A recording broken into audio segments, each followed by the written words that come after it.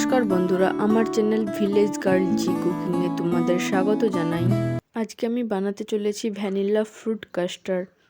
এটা অত্যন্ত সহজ একটি রেসিপি, আপনারা বাড়িতে সহজেই এটাকে বানিয়ে নিতে পারেন।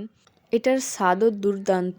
এটা বানানোর জন্য প্রথমেই লাগবে আমাদের ভালো গুণমানের একটি কাস্টার্ড পাউডার। আপনারা আপনাদের পছন্দ মতো যে কোনো ব্র্যান্ডের কাস্টার্ড পাউডার নিয়ে নিতে পারেন। আমি এখানে 1.5 চা চামচ কাস্টার্ড পাউডার নিয়েছি। এখন এর সাথে কিছুটা পরিমাণে রুম টেম্পারেচারে থাকা লিকুইড দুধ নিয়ে এটাকে মিশিয়ে নেব।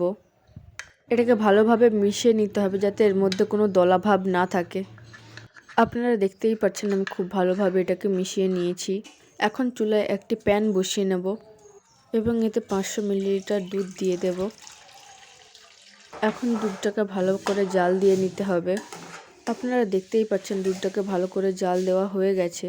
এখন আমি এর মধ্যে আগে থেকে গুলিয়ে রাখা কাস্টার্ড পাউডারের মিশ্রণটি দিয়ে দেব। এটা দেওয়ার সাথে সাথেই কিন্তু ভালোভাবে মিশিয়ে নিতে হবে, না হলে নিচে দলা পাকিয়ে যেতে পারে।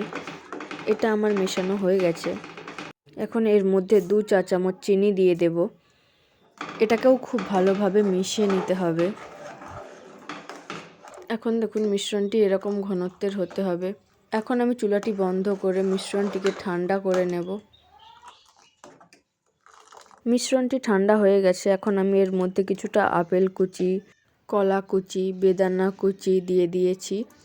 আপনারা আপনাদের পছন্দ মতো যে কোনো ফল দিয়ে দিতে পারেন, যেমন কালো আঙুর, সবুজ আঙুর, কিউই, নাশপাতি, আরও যা যা ফল আপনাদের খেতে পছন্দ সেগুলি আপনারা এর সাথে দিয়ে নিতে পারেন।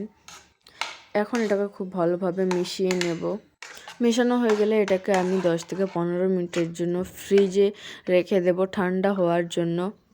তারপর এটাকে ঠান্ডা ঠান্ডা সার্ভ করব। দেখুন আমাদের কত সুন্দর ফ্রুট কাস্টার্ড তৈরি। আপনারাও আপনাদের নিজেদের বাড়িতে বানিয়ে নিতে পারেন এই অসাধারণ স্বাদের ফ্রুট কাস্টার্ড। বাড়িতে অতিথিরা এলে এটাকে আপনারা বানিয়ে দিতে পারেন। এটা কিন্তু বানাতে খুব একটা সময় লাগে না। আজকের মতো এখান পর্যন্তই বন্ধুরা, দেখা হচ্ছে পরের কোনো ভিডিওতে। ততক্ষণ পর্যন্ত চ্যানেলটি সাবস্ক্রাইব করে পাশে থাকবেন।